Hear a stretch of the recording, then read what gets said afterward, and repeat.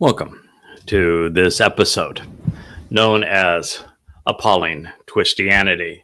My poor dog Wookie thinks that because we have a drink on the tabletop that he is entitled to it, but he has not yet learned to drink out of bottles, and we are missing the cup that normally suits his fancy. So he is not pleased with me at this point. But Wookie, what we're here to do is we're here to explain the prophecy of the Choder. So that we have the tools to properly understand the corruption that became Christianity. Christians are, of course, aware that Yahowah in the 11th chapter presented a Choder, and that he makes a big deal of him, and he actually devotes the entire 11th chapter to him. Now, this is interesting, of course, because Christians steal the prophecy in the 9th chapter of Isaiah to infer that the child who is born and the son who is given was their Jesus. But guess what? It doesn't mention a Jesus. It only mentions a dode. And it says that the son who was offered, who is the great Gabor, serving the Father, is dode David. But then they come to, they're not deterred by names because they read dode and they say, well, that must be Jesus. And how in the world do you make that claim? Are you claiming that your God is so senile that he is akin to Joe Biden and he can't remember the name of his own son? Apparently so. That's, I guess, why they had to replace the God of the Old Testament with this new and improved younger God, so that because the older God evidently was having a senior moment and couldn't remember his son's name because, well, how many times do you think Jesus is mentioned in the Torah, prophets, and Psalms? How about a Mr. Christ? 0. How many times do you think Dode's name is mentioned? That would be 1,100 times. Oops, you got a problem. So then they come to this Choder fellow, and they don't want it to be a Choder. They don't want it to be a rod. And how does a rod come from a fallen stump? How does a rod have roots? Well, let's not sweat the details. We just want it to be a rod. Well, then how is your Jesus a rod? Can you explain that? What did he strike with this alleged rod? And if your Jesus is supposed to be a God, then why would said Jesus have to have 7 spirits from God? Wouldn't the one Spirit of God be enough to make him God? Why would God have to have a spirit of respect or a spirit of wisdom if he is God? Why would the Choder have to have a spirit of understanding if he's God? The whole thing, of course, makes absolutely no sense. And how could this apply to a Jesus if the first spirit that is ascribed to him is the Spirit of Yahowah, when there is no Yahowah anywhere to be found in Christianity or in the New Testament? No. Beyond all of that, the most adroit definition of Choder would be as a shoot, as a secondary stem. And it's a secondary stem or shoot, even a sucker, off of the main branch. Now, I'm happy to wear that title because I understand that the sucker gives new productive life to that fallen stump and the rootstock, which gave birth to Dode, our king. I'm happy to be a secondary stem off the Shemach, the primary branch that is Dode David. But how can you have Dode be the Shemach, the branch, and your Jebus being nothing but a choder, a shoot, a sucker, a stem. Don't you ever think these things through? You think there'd be somebody in all of Christendom that might have some inkling as to what the words in Hebrew mean. After all, you claim to have a translation. You even say your translation is the inerrant word of God, and you don't know what the words mean? It's pretty embarrassing, really, for you to claim that this choder is your Jebus. Why didn't it say, then a Jebus will be extended? Why doesn't it say Mr. Christ will be extended? Why didn't it say those kinds of things if that was the intent? Why call an individual a shoot, a sucker, a stem? And why do you change it to rod, since the entire metaphor here is about roots and stumps? That the choder was first introduced by Dowd, the very person that Christianity, particularly Paul, robbed to create the myth of Mr. Christ in 52 CE. And Dowd wrote the entire 14th Mashal word picture about the choder. And he says of the choder very similar things to what Isaiah would report 300 years later in his 11th chapter. He is essential to Dowd. He is essential to Yeshua. He is essential to Yahowah. He is essential to Yisrael and Yehudim, because without this choder and the inspiration this choder receives from Yahowah, no one knows who the Messiah is. No one knows who their Savior is. No one knows who fulfilled Pesach, Matzah, and Bakurim. No one knows who is the returning king. They have no clue as to what the timeline is or where we are on God's timeline. They don't even know Yahweh's name. So without this choder, the whole human experience is for naught. All the information was there, but not a single person processed it. Not a single person understood it. The religions of Christianity, of Judaism, and Islam prevail, corrupting half of the world's population, such that everyone is directed away, not only from the truth, but from even knowing who God is and engaging in a relationship with him. 100% of humanity is kept out of heaven without this choder. So he's a big deal, as big deals go. Then a choder, a shoot, a stem, or a sucker from the fallen stump. Personally, as I've said, I don't have a problem, obviously, with God saying that I'm a choder, because I'm the only person in human history to which this can apply. So I'm pretty much aware that it's speaking of me. There happen to be many thousands of prophecies like this, and the first person who's ever understood them and explained them in a sensible way is the one to whom they apply. So this choder is a shoot, a stem, and a sucker. All things that I think are glorious, but cannot apply to a man God.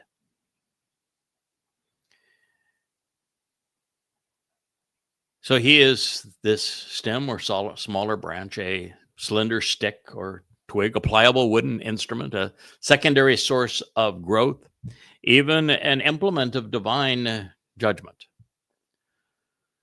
serving as a living entity delivering prodigy, an observant individual who is willing to listen and who is committed to thinking while collecting the things Yahweh values. And it says that this choder, which is a title, will be extended for a limited time. Yatzah. He's going to conduct an exodus. Yatzah means that he is going to withdraw people, withdraw souls. He's going to take them away from religion and politics, which is what happened during the Yatza exodus from Mitzrayim, the crucibles of religious and political oppression in Egypt. And so this choder is going to lead another exodus. This one from Babylon. The confounding confusion associated with the integration of religion and politics is what he is leading people away from. So he's being brought forth and extended for a limited time for the express purpose of another exodus, a Yatza. Not to religion, from religion. By means of, from, the stalk, the giza, the stump and the root from which new growth can emerge, this trunk which has been cut down and yet is still capable of supporting new shoots,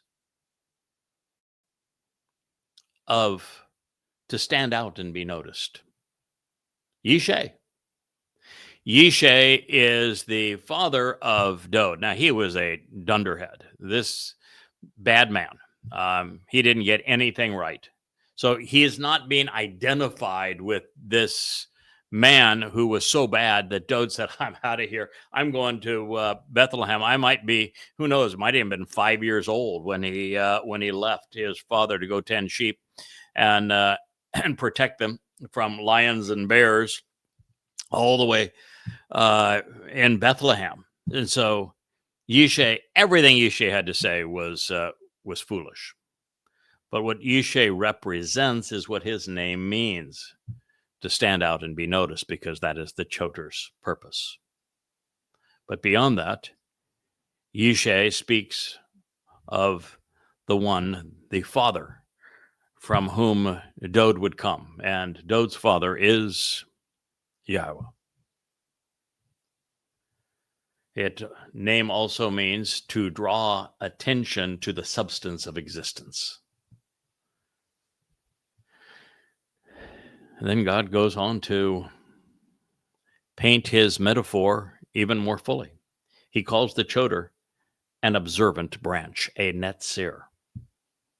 Not a rod, a netzir, an observant branch. From what? You want to think it through? Well, there's three perhaps, they're related, that the choder can be a branch extended from by God. One is the tree of the knowledge of good and evil. That tree is essential to the world as it exists now. You need to know that Yahweh views all forms of religion as evil. And you need to know that the good in life is a direct result of being part of the covenant family. And so he is a branch off of the tree of the knowledge of good and evil. That's why he has the 35 books, which are offered freely at YAHOWAH.com. But he's also a stem off the main branch of the tree of lives. And it's why Dod, as the main branch, is associated with the tree of lives, and why Dod himself has had 2 lives already and will have a third. But that by being grafted in as a stem from the main branch of the tree of lives, this choder is directing attention to the son of Yishai, the one who stands out, Dod, to David. So he is an observant branch, a netzir. From Natsar, to observe, to watch over, to preserve, to closely look after, to focus on, and to protect. Highly descriptive term. By means of his roots, that which keeps him anchored and steadfast and nourished, his base, his foundation, which happens to be in the word that Yahweh has revealed in the Torah and prophets, such that he will continually bear an abundance of fruit. He will be para. He is going to be a productive bull. The choder is a para. He is a productive bull. There is no distinguishing difference between the Towrah and the Parah. And if you're not familiar with the Parah is the one who offers the sacrifice on Towrah to cleanse the adulterous woman of Yisrael so that she can be betrothed to her returning king, who is Dod. He is the one who Yahshua refers to at the conclusion of the two harvests, Shabuah and Towrah, which the Towrah officiates, such that he becomes the sacrifice, the Parah, this productive bull, on Towrah, so that the remnant of God's people are prepared for Dod's return. The Towrah is the Parah. They're one and the same. And Parah ain't no girly cow. It's a bull who is productive. That's Yahshua 11:1. It is as important as any statement made in the prophets. And it most certainly doesn't apply to Jesus. Well, beyond the fact that Jesus never existed, he is a myth that was created by Paul in 52 CE. But nonetheless, it doesn't apply to him.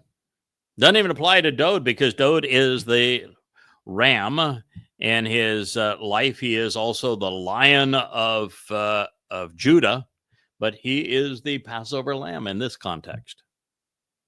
The bull is his herald. The bull, who is productive, is the one who is responsible for overseeing the Shabuah and the Towrah harvests. He is the one who is being called to prepare God's people for Dod's return as king. Now, this Towrah can serve as the Parah and be extended by God as an observant stem off the main branch of the tree of lives, because the Spirit, the Ruach of Yahowah, will settle and remain upon him. Nuach al-Hu, she was placed upon him. She energizes him. She restores him. She's in alliance with him, dwelling and residing within him, never departing his abode. You know that in the entirety of the Torah and prophets, there's not a single other individual other than this Towrah, this Parah, of which the Spirit of Yahowah is said to settle and remain on him.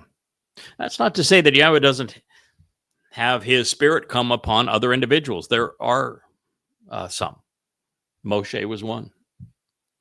Dod is another. But it doesn't specify the Spirit of Yahowah. This is really an important designation because it's the first of the seven spirits, and it means that the very Ruach of Yahowah is going to settle and remain on him. By saying this, the first thing that it does is it completely destroys the 11 principles of the Jewish faith as articulated by the Rambam, something I posted on both X and Facebook this morning. Because the Rambam would have Jews believe that Hashem is incorporeal, that he can't take on any physical attributes. Well, then, how did he dine with Abraham? How did he appear and spend time with Shamuel? Do you ever think of these things? How can his Ruach, his Spirit, be at residence within a human being, this Towrah, who is the productive bull, if God cannot project himself in a corporeal manner? Maybe Rambam doesn't know what the hell he's talking about. The fact is that Yahowah has many ways that he can project himself into our world. One of them happened to be fire. Now, if you don't think fire has a corporeal nature, then why don't you grab a burning ember sometime and see how it affects you? God has many ways of projecting an aspect of his nature into our physical world. Now, while the entirety of YAHOWAH can't come into our world because he's 7-dimensional, and a being that is more dimensions than the universe that he created cannot fit entirely within that universe. Kind of one of the laws of physics, if you will. And so YAHOWAH could not have created this massive universe unless he was one dimension beyond it. And it appears that once you consider the the nature of dark matter, which is attractive, dark energy, which is kind of reflects choice and is helps separate things, and time as a dimension, that there are 3 dimensions beyond that which we are ourselves experiencing and our 3D, that YAHOWAH would have to be a dimension beyond them to create a universe of this size and to speak it into existence, just as Walt Disney has to be 3-dimensional to create the 2-dimensional world of Mickey and Minnie Mouse. And Walt Disney cannot enter the world of Minnie and Mickey Mouse other than through implements like his pencil and paintbrushes. So it says that the Spirit of YAHOWAH will settle and remain on him. And so YAHOWAH can project his spirit into someone. He can project an aspect of his nature or voice through fire. He can even just have his voice appear out of the air as sound waves. He can project his nephesh soul into a physical being, to a person, so that he can walk in the garden with Adam and Chawah, for example, dine with, in fact, have cheeseburgers with Abraham and Sarah. So he has many ways of doing that. He can also convey himself through the very tangible words that are on comprised of the ink through the letters on the parchment that was stained on the scrolls of the Torah and the prophets. God has many ways to engage with us. But in this case, it is the Spirit of YAHOWAH that will settle and remain on him, making him the abode of YAHOWAH at this time. But there are 6 additional spirits. The spirit of providing the capacity to be intelligent. Spirit of wisdom, of chakma, of having the mental aptitude and wisdom to be able to learn and then comprehend so as to instruct. It's a technical expertise. After chakma, we have Bena, which is a derivative of bien made feminine, because all of these attributes, because they're being ascribed to the Spirit of YAHOWAH, even though YAHOWAH is decidedly masculine, Ruach is a feminine noun. So to be adjectives describing the Ruach, they're all made feminine. It's just a function of the speech. It does not make the spirit girly, nor does it make the beneficiary feminine. It's just a function of the speech. And so the second is that he has, the choder, which is a masculine noun, has the enabling ability to make the connections necessary to understand Bena, facilitating the propensity to ponder and process information by being perceptive and discerning, even discriminating and judgmental, making intelligent associations, seeking the common denominator for conceptual comprehension. That's his third spirit. Spirit of YAHOWAH, spirit of chakma, wisdom, intelligence, spirit of Bena, which is the ability to make the connections necessary to understand what others have missed. And be aware. Knowledge is good. Being aware of and knowledgeable about who God is, what he's offering, what he expects in return are all very positive things that if you know, then you do not require faith. And that's a huge benefit. But I want you to appreciate that bien and biena, understanding, is infinitely superior to knowing. Knowing is infinitely superior to believing. Understanding is infinitely superior to knowing.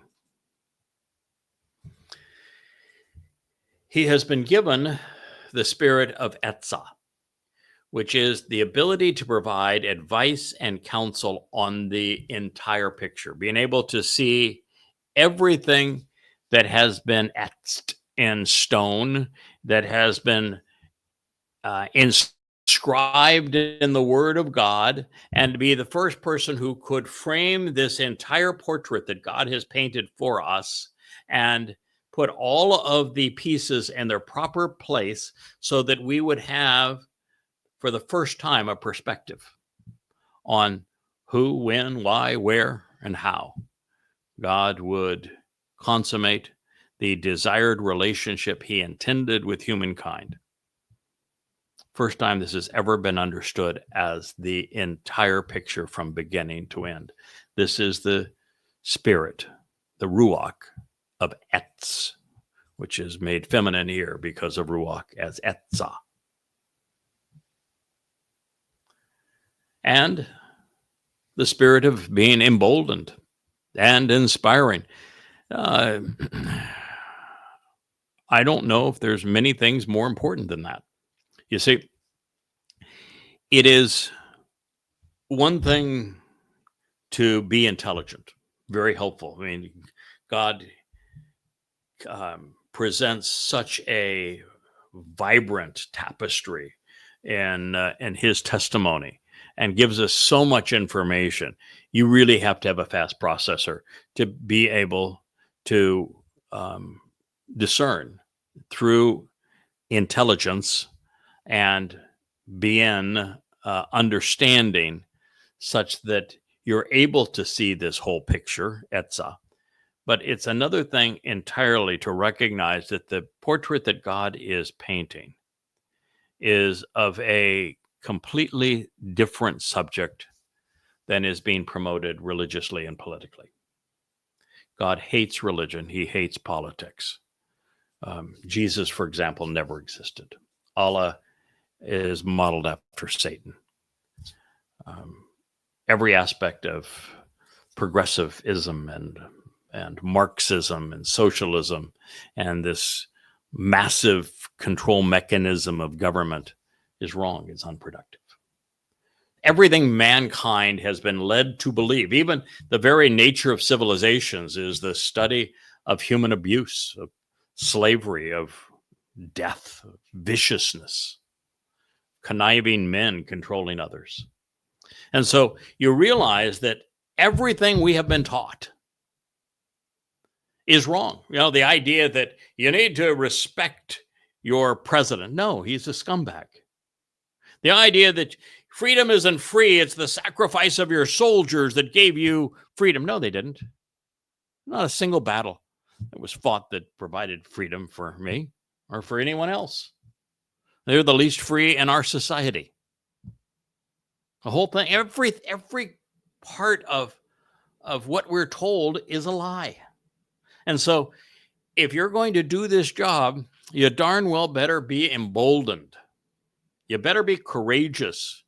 You better have the aptitude and the capacity, the tenaciousness, the discipline, the unwavering fortitude, the Gabora to convey it, because your every word is going to be rejected. You want combat pay, try to convey this message about Yahowah on X or on Facebook or on YouTube. I mean, I've been doing this now every waking hour for 24 years.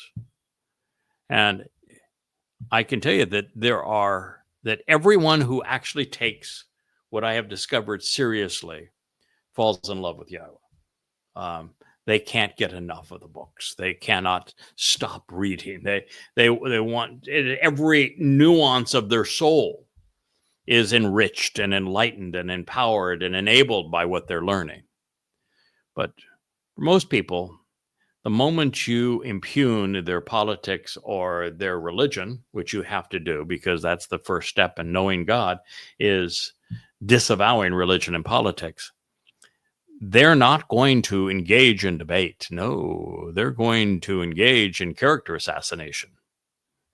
Every attempt by them will be an ad hominem fallacy, making it about demeaning the messenger since they cannot disavow the message.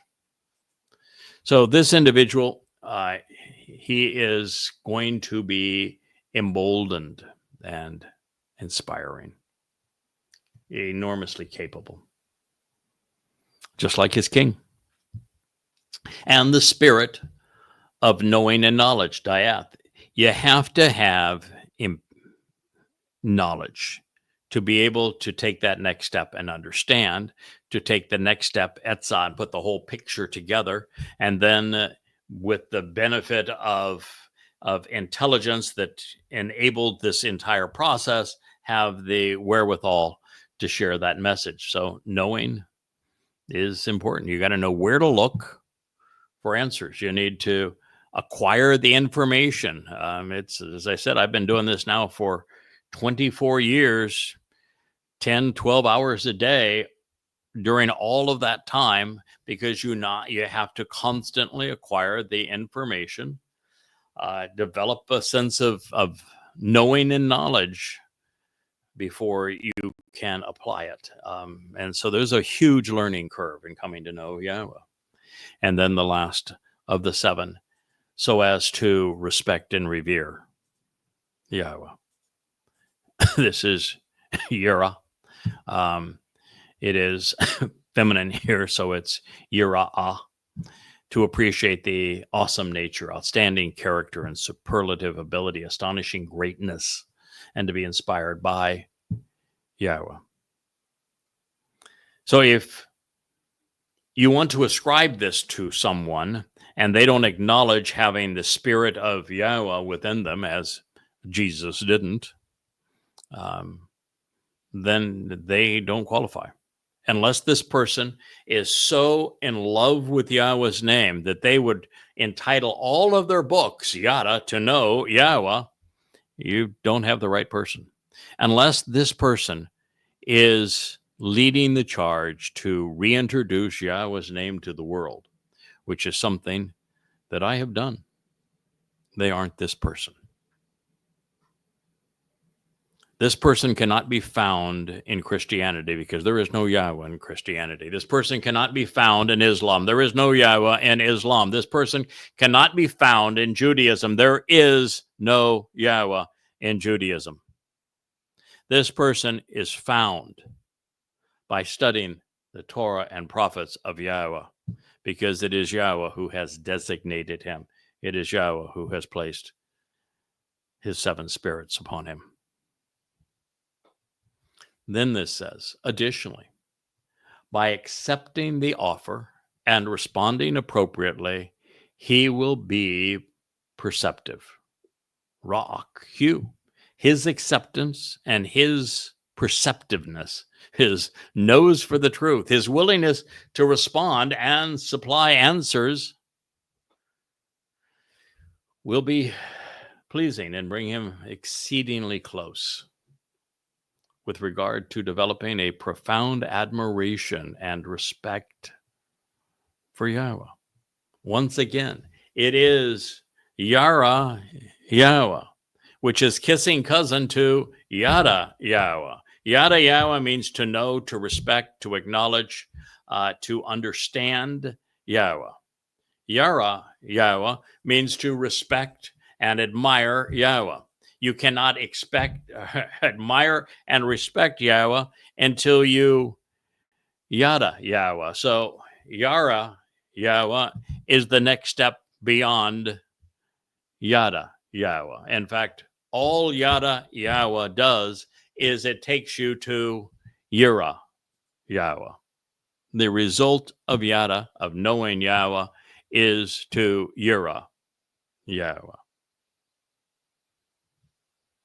Therefore, it will not be by way of an appearance or a vision.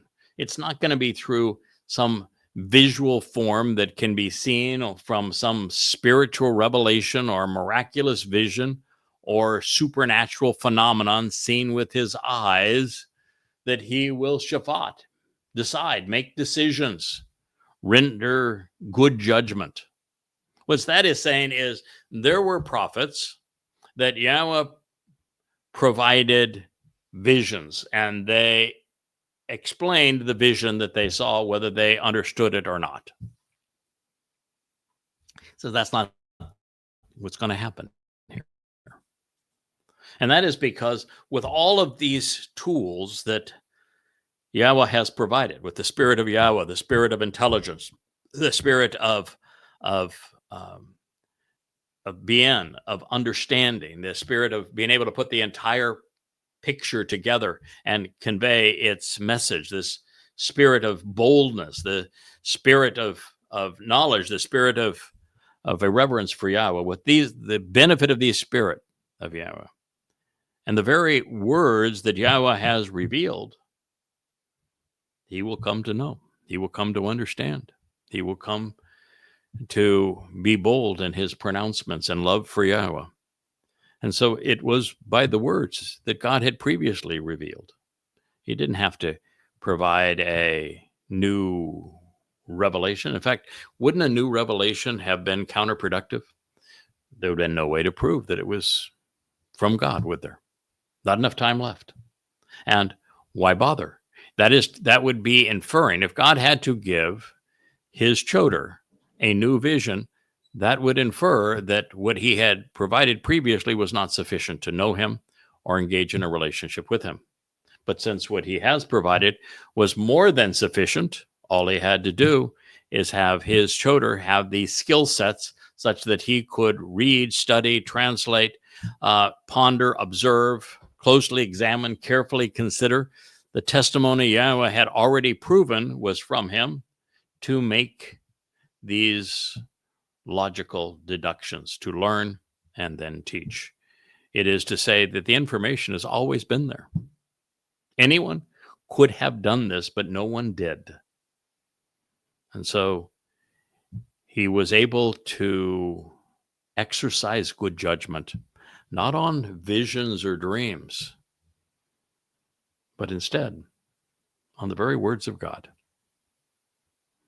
That's why here, what am I talking about? Am I telling you about, I was sleeping last night, and while I was sleeping, I had this vision of this lion, and we were wrestling with this lion, and out of the lion came a snake, and out of the snake's mouth there was a mouse, and out of the mouse there was Muhammad. And so I came to know that Islam is bad. No. Read the Quran. I put the Quran in chronological order and set it in the context of Muhammad's life based upon the Hadith, and wrote 5 volumes, 4,200 pages, to explain exactly what the Quran and Hadith say, to deduce the fact that Allah is Satan and Muhammad was a psychopath.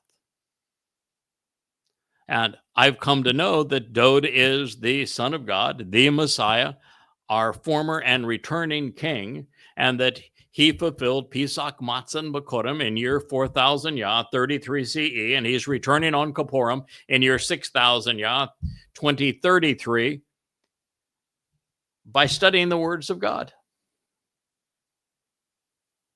This is how we have done it. It has all been there, just the first to explain it to you in a way that makes sense. And it will not be by hearsay. It's not going to be by rumors or innuendo. It's not by word of mouth that is passed around person to person, or by listening to information which cannot be verified. With his ears, that he will make judgments and prove his arguments. Your cock. In other words, well, I've had conversations with Yahweh. I've shared the nature of those conversations. None of those conversations are actually germane to knowing who God is, what he wants, what he's expecting from us in return. All of the judgments that I have made about who God is, what he's offering, what he expects from us in return, when, where, how, and why, and with whom he has advanced his goals with humankind, all of them I have deduced from the word of Yahweh through the Torah and the prophets. I have never claimed that God is so-and-so, or that Dode is so-and-so, or that Passover means such and such because God whispered something in my ear. No. I do everything the way I'm doing it right now. I read the testimony, create an expansive, amplified translation. I correct the text for the oldest witness, which is the Dead Sea Scrolls. I scrub it of the religiosity of the Masoretes by removing the diacritical vowel pointing, because, well, Hebrew already has 5 vowels amongst the 17 letters. And simply say, this is what God actually said. And this is what it means.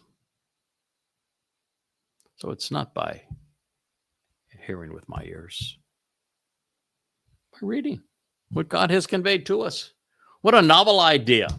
And what was so cool about God is by doing it this way, even though, it's taken now 24 years to get to this point, but what's 24 years in all eternity, really, right? And what difference would it have made if we had started 10 years earlier? Yisrael is not going to change until there's no other option, and the time of troubles becomes so horrific that Yahweh is the only option left.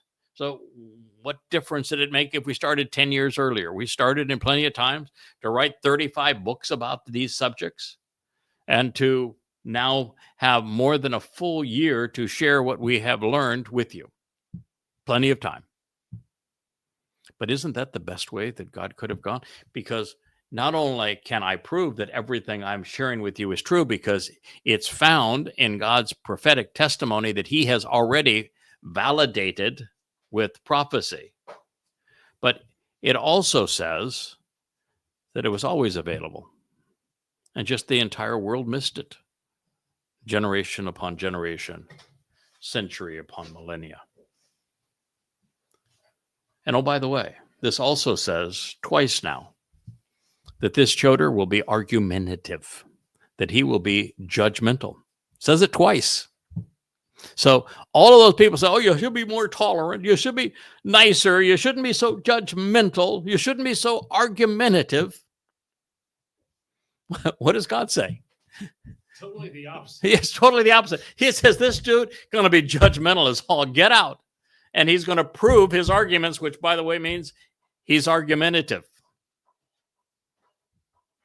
God is just explaining where he gets his material to be judgmental and to be argumentative. You may want to think it through. This idea that Jesus said, judge not lest you be judged, has to be false, because God's saying this person that he's extending, who embodies the spirit of Yahweh, is judgmental.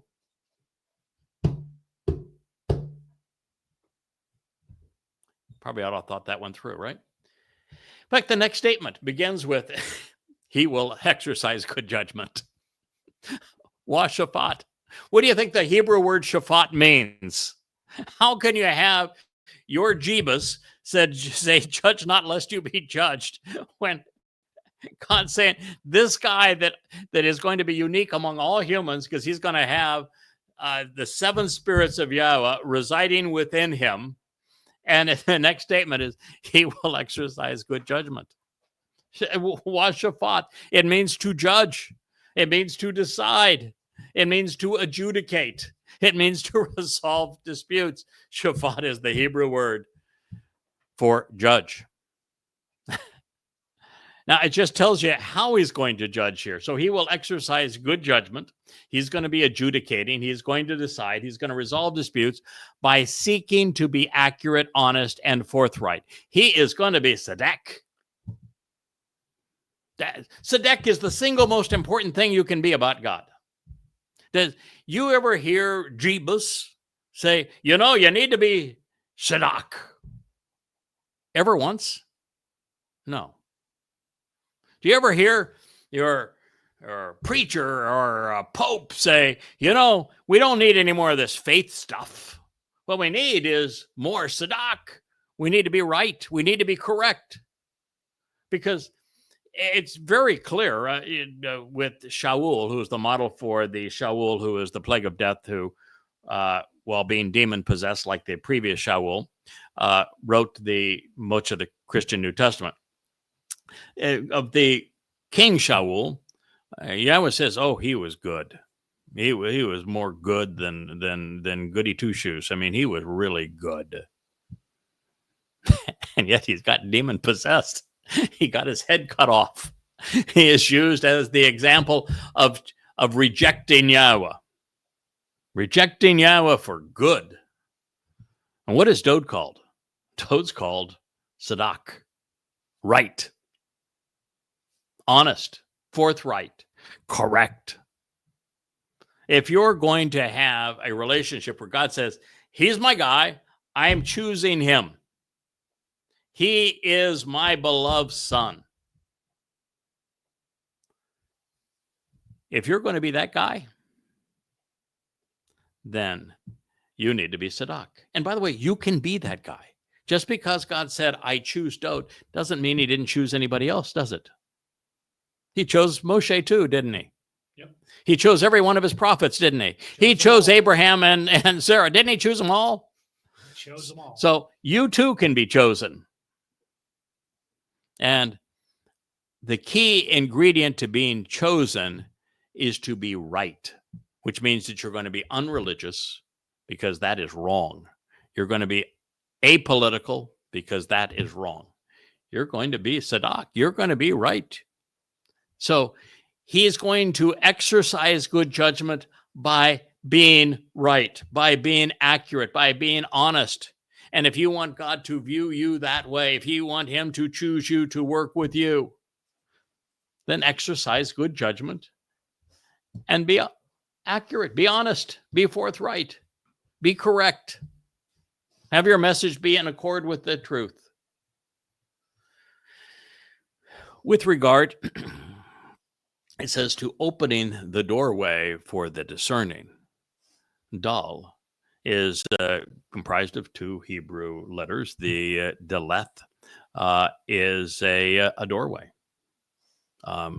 It's the first letter in what's that guy that was the chosen one, the Messiah, the Son of God? Who's that guy? Oh, Dode. Yeah, Dode has two D's in his name because he's the doorway coming and going. He opened the doorway to life because he fulfilled Pesach, Passover. Opens the doorway to life, opens the doorway to God's home. He is the doorway. And Dal says that this person is particularly judgmental, and he is right regarding opening the doorway for the discerning. Dal. The other letter in Dal, by the way, is a lamed, is a shepherd's staff. Who is the most famous shepherd in God's story? Dode. Oh, same guy. There we go. Same guy. We're putting these pieces together, aren't we? Okay, there you go. So the shepherd who opened the door to life on Pesach, because he was both the shepherd and the lamb, he is the doorway for the discerning.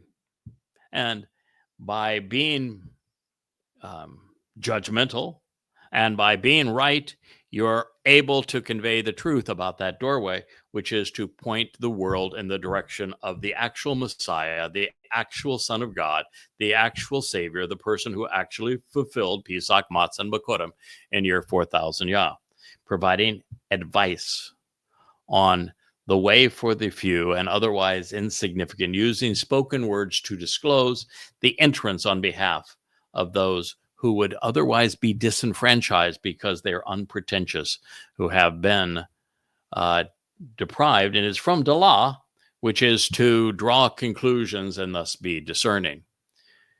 It says of this same individual, he will provide proof using sound arguments. Boy, that back to being a debater, back to being argumentative. Yakak. He will use evidence and reason to decide, to judge and correct, engaging in dialogue to resolve disputes while criticizing, accusing, and condemning, making the case to vindicate or to convict. It is true that the choder is not only responsible for vindicating by conveying the truth about Yahowah and Dod, the Bereth covenant and the Mikre invitations for us to meet, but in the end, he is also the implement Yahowah uses to judge. So God gave him the spirit of Yahowah so that he can judge appropriately and fairly based upon or make the same decisions that Yahowah would make. It's just that Yahowah doesn't like to work alone. He likes to work through people. So even if he has to cultivate the people that he works with by imbuing them with the seven spirits of Yahowah, that's his way of going about it. So this person is going to provide proof using sound arguments with everything out in the open, doing so fairly, mashur, by putting everything on the table, face up on the table, nothing hidden. Now, that is a rather remarkable idea, isn't it? Have you ever, for those who are listening to this, most of you have read most, if not all, of the books I've written. And you know that one of the unique things about the books that I have written is that the Hebrew basis for the words being translated is always put within the parenthetical. And in this case, for example, with Mashur, I am saying that it is from Yashar. And Yashar means to be right, to be approved, and to be candid, to be open about things, transparent about things. And my introduction to the word tells us that we should ponder the implications of being right, about being candid, about being transparent. And so this is a very different approach. So in my translations, this very unique style that I developed, never been used previously, I put the essence of what God was saying in bold, and then within a parenthetical and regular text, but then italicized, I put the Hebrew root so that if you're checking, if you're reading it online, the books are free online, you can highlight that word and then put it into your favorite search engine and look it up. And you'll have many different Hebrew English dictionaries that will give you the definition of the word, and you can do your own due diligence to validate the accuracy of these translations, because the translations being true, the conclusions are also true. And you have now, for the first time ever, all of the testimony answers fully disclosed. That's why when people steal, and that's really stealing, this style of translation, even the style of transliteration, which is completely novel to the way that I wrote, and this whole presentation with the this amplified translations, I said, no, you can't do that. You can't steal another person's life work that has been inspired by Yahowah and pass your work off as if it was mine, as his. That is grossly inappropriate. You can translate the Torah and prophets all you want, but do it in a way that either you invent or that is consistent with what other people have done, not what Yahowah inspired me to do. And my way of doing it was unique because for the first time, everything was out in the open, fairly, transparently. And it says then, this is going to be done on behalf of those who are sincere, seeking straightforward answers, and who are responsive. It is from Anah. Those willing to respond.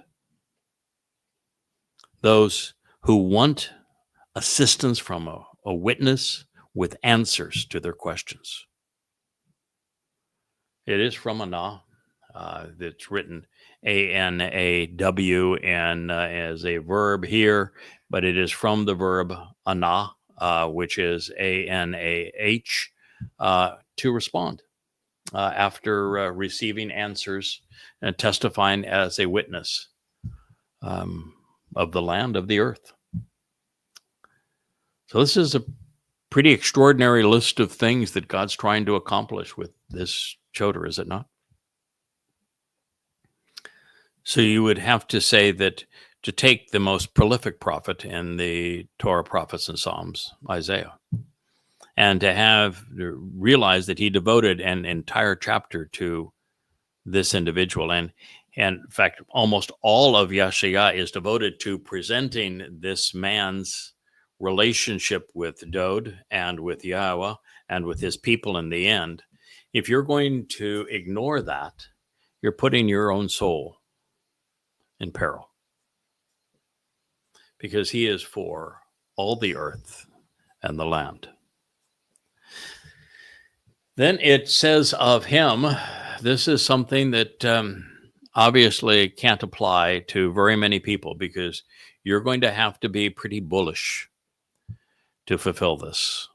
It says, then he will strike, verbally attacking and disabling. He is going to naka.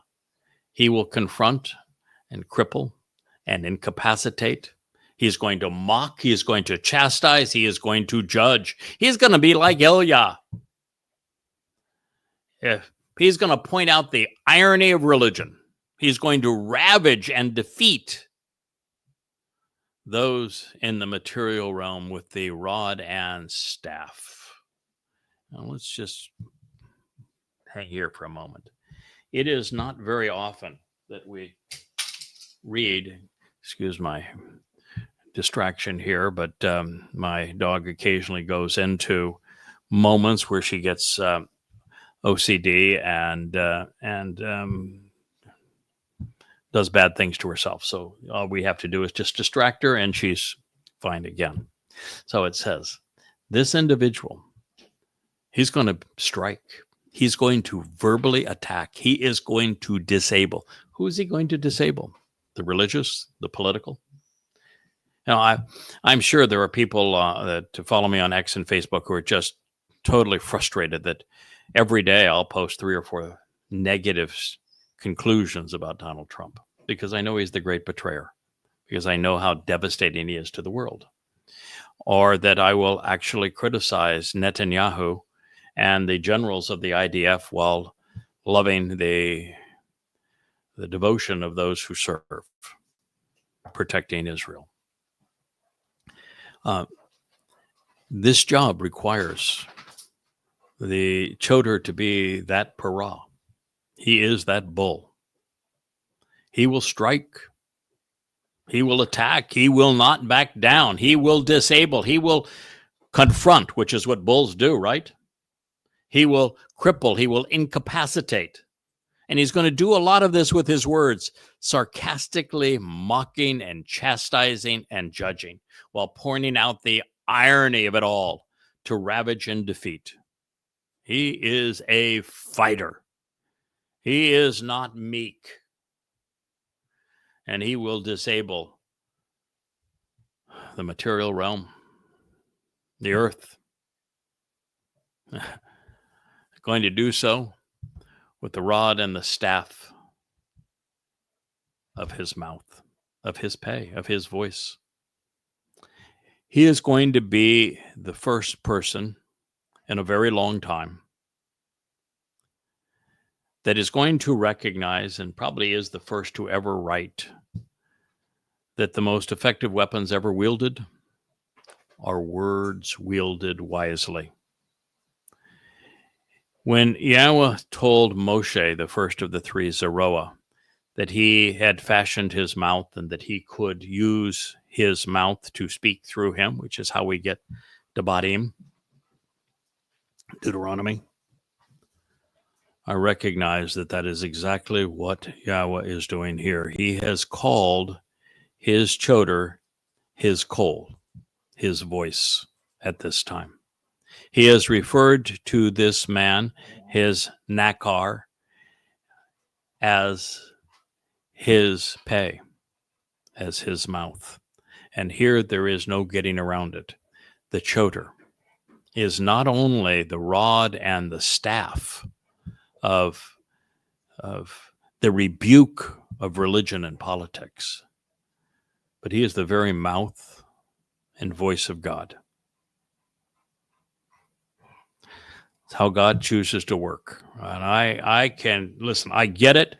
If you are listening to this for the first time and you've not read the 35 books that we've collaborated on, that you would say, boy, that's big talk there, pal, for you to say that you are the mouth of God. First of all, I didn't say it. God said it. That's what the words say. That's what the words say. I didn't say it. God said it. I'm just identifying with what God said, because this job, it requires you to go where the words lead. This is what God said. And okay, so we'll go to the next step. I'm not saying it. God's saying it. The next step is, well, then why do you think you're the choder? Well, how much time do you think you have left? Let's start there. Do you even know how much time do you have left? Would you have any clue how much time you had left if it wasn't for what I have revealed? Because the answer is, to the Shabuah harvest, you got 11 months. I've been working at this, developing the understanding to do what we're doing right now for 24 years, virtually every waking hour for 24 years. And even then, I've been imbued with the 7 spirits of Yahweh to do it. So who's going to come along now that's going to surpass all of this and not have a single book to turn people to say, go validate this? You want to see everything laid face up on the table so that everything is available and transparent? Well, that requires written text, doesn't it? Who else has written even one book introducing Yahweh's name, explaining who the doorway is to life, other than me? And you're running out of time. You have less than 11 months now to the Shabuah harvest, which is an essential part of this job. So there's no one else. So God said it. I didn't say it. And I realize there's no one else. And so should you. And there's not only not anyone else, nor has there been anyone else. God actually tells you there has been no one else. He says that from the time of Malachi to the time that we began to work, they couldn't find anyone. There wasn't a single person on this earth who would respond to him. He said he's going to send a nakar. Yeah, which is an observant foreigner. That's what he said. He said he was going to send a bashar, which is a herald for a king. He said he was going to send a final Zeroah, which is someone who cultivates the seeds for the final harvest. No one even knows what the final harvests were until I explained them, Shabuah and Towrah. He says he's going to send a bull. And oh, by the way, if you think that it's not fair that you would claim this prophecy for yourself, do you know what happens to the bull? He is bludgeoned to death. This bull gives his life to prepare the mortal remnant of Yisrael so that she, as the adulterous woman, can be cleansed sufficiently to be betrothed to her returning king, to David. You want the job? You want to be bludgeoned to death? Part of the job. You want this job? You want to go back in time now and devote the last 24 years of your life, where rather than making money on your time, you're going to contribute over $1 million out of your pocket to be able to do this job. And you're going to do it every waking hour for 24 years, 100,000 hours. And you're going to write 35 books, and then you're going to put them on the bookshelf and say, here, they're yours. Read them free. I don't even want a dime from you. I won't even have a donate button on my site. Not one. Never took a nickel from anybody to do this, or a shekel, as the case may be. You want to do this? You think somebody else ought to be able to do it? Then who else has acknowledged Yahweh's name? Reintroduced it. Who else found that Dode is the Messiah and the Son of God? And that who else put together the timeline so recognize exactly when he lived, when he fulfilled Pesach, Matzah, and Bakodim, how he did so, why he did so, the benefit of him doing so? Who else has come to you and said, I understand what Shabuah is and Towrah is and what the responsibilities are of the Adamah Parah on Towrah on behalf of Kippurim, and I can give you the exact dates that these things are going to occur? I want to tell you, too, that while Yahweh has assigned this rod and this staff, which is to protect and lead his sheep while fending off all those who would harm them, the rabbis, the Christians, the Muslims. And who else, by the way, has written 3 volumes to fend off the rabbis, called Babel. 5 volumes to fend off the Muslims, called Goddamn Religion. 5 volumes to fend off the Christians, whose New Testament dehumanizes Jews, called Twistianity. Is that not the rod and the staff? Yeah, you want to do this?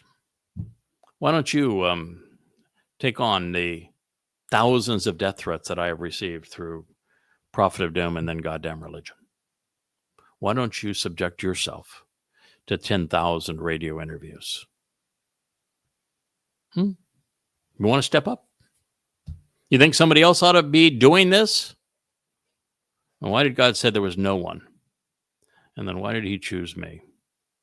Now, I know why he chose me, and I don't much care if you recognize it or not.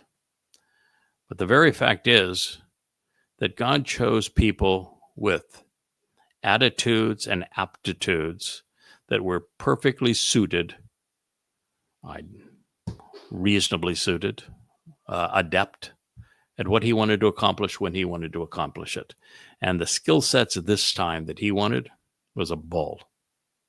Somebody that stands his ground, aggressive, is willing to do exactly what this says. He is willing to strike. He is willing to verbally attack. He is willing to confront and disable, cripple and capacitate, sarcastically mock and chastise, because that's what the job requires. You say you want to do it a different way. You can attract more flies with honey. We're not trying to attract flies. We're trying to swat them away. You think you're up to it? You think there's somebody else that God chose because you think it ought to be done a different way? Well, maybe the problem is you have no idea who God is. Maybe you don't know what he's trying to achieve. Maybe you don't recognize that the reason it has to be done this way with the bull is because God himself gave up on you, because Moshe gave up on you, because Dode gave up on you. And middle of the Exodus, not even the middle of the Exodus, we're only 3 days out of Choreb, and Moshe says to God, I want you to kill me because I don't want to do this. It's impossible. These people are obnoxious. And God says, I agree with you. They are. Both God and Moshe gave up on you. Dode, he, with all of the benefit that he is given, he had a coup led by his son, Absalom. And a huge percentage of Jews followed Absalom against Dode. It was crippling to him. No one heretofore has been able to put up with you. They all gave up on you. So God said, this time I'm picking a bull. Bulls don't back down. That's just the way bulls are. So if you think that God should have solved this problem differently, well, and that he ought to have found a more articulate mouth, a more erudite voice. Well, it was his choice, I guess, wasn't it? Maybe he likes this sound. Maybe you ought to think it through. When Yahweh reached out to Moshe, what was Moshe's grievance? Where he said, nope, can't be me. You need to pick somebody else. He had a thick tongue, right? His diction wasn't very good. He was not a man of words, if you were. So maybe that's like something that Yahweh says, I can overcome that because I made the mouth. I'm good at this stuff. Just maybe. Maybe the whole picture is fitting together for you. Oh, by the way, why do you think that Moshe was picked? All the people in the world. Why go to an 80-year-old shepherd that's living out there in the deserts of Arabia, for crying out loud, who has got nothing going for him than some sheep? Why pick that guy? He was the only one qualified at the time. That is correct, because the experiences that Moshe had were with the religion and the politics and the caste economic system and the militarism of Mitzrayim, of Egypt. He lived those things. He knew them, and he rejected them. He put his own life on the line to oppose them, and then he walked away from them. And so Moshe was the only person on the planet that had those experiences. Those were the experiences Yahweh was going to cultivate. So now, the problem is Rabbinic Judaism. It is Islam. It is Christianity. It is Marxism. So God found a guy that had been very political and had been very religious and had traveled throughout the world. One of the very few people to ever travel in communist China and the Soviet Union back in the time, even throughout Eastern Europe, when all were resolutely communist. And came out of those experiences, bad. Somebody who thought their way, reasoned their way out of Christianity. Someone who reasoned their way out of politics for having had some of the most famous and powerful politicians in the world in his home and been in their homes. I was the modern day Moshe. I had been there. I had done that. And I knew it was wrong. It was the modern day Moshe. Just the fact of the matter. That's why he picked Moshe. It's why I got chosen. I had experienced all of these things firsthand, and I walked away from them. I disassociated from them because I knew they were wrong, and God could work with that. Why do you think Yahweh chose Abraham? He certainly wasn't the smartest guy, nor the most moral guy. He found him having given up on Babel. He walked away from Babylon. That's why. He was headed out of town. I don't want to be part of that anymore. That's why he reached out to him. He was the only guy at the time that had been there, done that, and said, I don't like that so much. I'm leaving. I don't know where I'm going, but I'm leaving this place. Why do you think Yahweh picked Noah? Everybody was in the towns. They were in the villages around the Black Sea, probably reading the Black Sea Gazette. They were plotting. They were religious. They were vicious. In fact, he even calls them Hamas. They were terrorists. Noah, he was out there with his sons and their wives, his wife, minding their own business. I don't want any part of that. He rejected it. Why? He became the shipbuilder. God gave him the instructions that he was willing to listen to what Yahweh said, and he responded based on Yahweh's instructions and acted accordingly. They built the ship, and he and his family were saved. Do you get the message?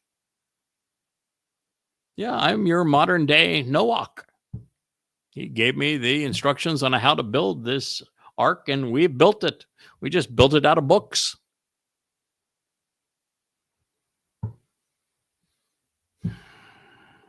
Goes on to say, with the ruach, with the spirit of his lips. Now, this is again saying, God saying, I'm using the choder as my mouth. And now he's saying, with the spirit, now we have an eighth spirit. You got the spirit of the shafah, of the lips. What do you think the spirit of the lips is? That's God saying, I'm going to speak to this person. And you're saying, well, man, he's mad at me. Well, why is he angry with me? Because God's people haven't listened in 3,400 years. You think, if I speak really nicely and softly and say, pretty please, that the religious of Israel are going to say, okay, we'll give up our religion. Pretty please. Cherry on top. Lots of whipped cream. Sprinkles, maybe. Oh, we'll have such fun. We'll be switching to cat videos at the end. Okay. Do you think he would have picked a parah if that's what he wanted? Why do you call Dode the Lion of Judah and not the Putty Cat? I mean, come on, folks. Think it through. He has the spirit, the ruach of the lips, of speech. And what is he going to do with it? He's going to be murderous with it. Does it say he's going to make cupcakes with sprinkles and cherries on top? No, it says he's going to be murderous. Muth. He's going to destroy. He's going to kill. He's going to devastate. Why? Because if you don't devastate the religious and the political myths, then you can't speak intelligently of God. There is no receptivity for anyone of who Yahweh is, what he is offering and expects in return, until first you kill religion. You have to begin there. You have to devastate what is wrong. Muth Rasha. You gotta take them out. This is twice in a row now. He's said, you gotta really be tough here. You're going to gore these things. This person is going to obliterate religion and politics. All of them. With his mouth. Doesn't have to be particularly violent. It's not with fifths. He didn't say he was going to have the knife, the dagger, the sword, did he? He doesn't say he was going to bomb them. No, it says with his lips. He's doing this with his mind and with his lips. With the spirit of his lips. He will devastate. He's going to destroy. He's going to obliterate the wicked and the wrong, the religious. Russia, the godless, whose thoughts, whose words, whose deeds are criminal, evil. You think that, well, maybe the most criminal act that has ever been conducted is to rob God's Son, our Messiah and Savior, of his titles and achievements, and put in the place of Dode, the Messiah, our King, a false Messiah. And yet a rabbi, a Jew named Paul, did that. And then another rabbi named Akiba did it again. And then rabbis helped Muhammad do it a third time.